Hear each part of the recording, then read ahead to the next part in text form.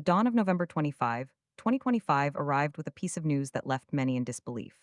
Lee Soon-jae, an iconic figure whose influence shaped Korean television, cinema, and theater for nearly 70 years, had passed away at the age of 91. The announcement began in hushed tones, spreading slowly at first, then coursing through production sets, rehearsal spaces, and households across the nation. What followed was a flood of sorrow, messages, stories, and deeply personal tributes, as colleagues and fans tried to honor a man who had been a constant presence across generations.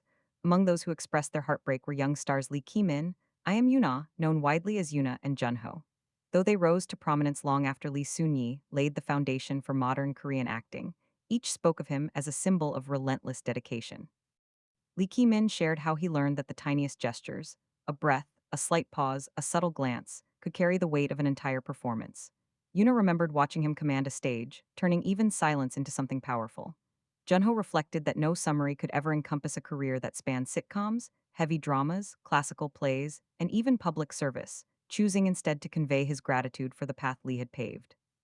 Their tributes joined countless others, including Taeyeon, who uploaded a cherished photo with Yuri and the actor, and producer Na Young-seok, who praised Lee's sincerity and lifelong devotion to his craft. Public leaders, including President Lee Yi-myung, also offered condolences, recognizing his work as a cultural treasure that brought comfort, laughter, and strength to the nation. To grasp the true weight of this loss, one only has to revisit the extraordinary arc of Lee Soon-yi's life. Born in 1934 in Seoul, he stepped into broadcasting in 1960 and never left the performing world behind.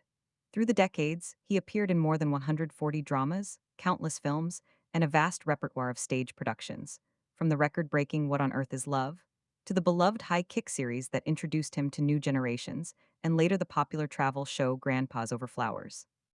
Even in his later years, he challenged himself with roles like King Lear, proving that age could not dim his courage or passion.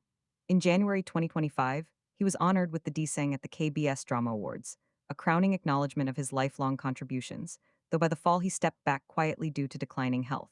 His final chapter, marked by frailty and calm reflection, only added to the sense of tenderness surrounding his departure.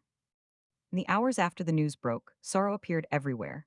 Flowers placed outside theaters, heartfelt comments beneath old performances, and memories shared by fans who felt as if he had been part of their own lives.